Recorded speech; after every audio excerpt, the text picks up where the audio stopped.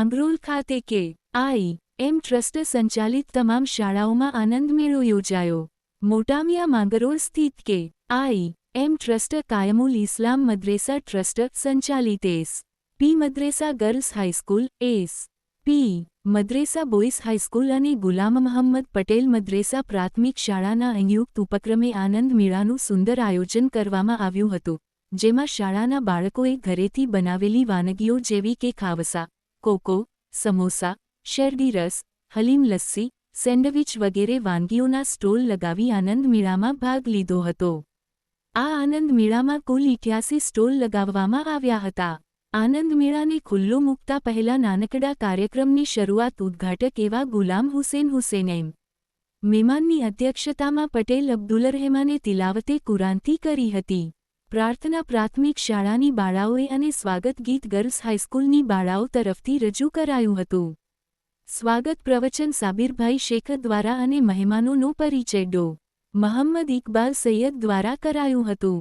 મહેમાનોનું પુષ્પગુચ્છથી સ્વાગત કર્યા બાદ પ્રાસંગિક પ્રવચન મેનેજિંગ ટ્રસ્ટી ઇસ્માઇલભાઈ પટેલ દ્વારા કરાયું હતું.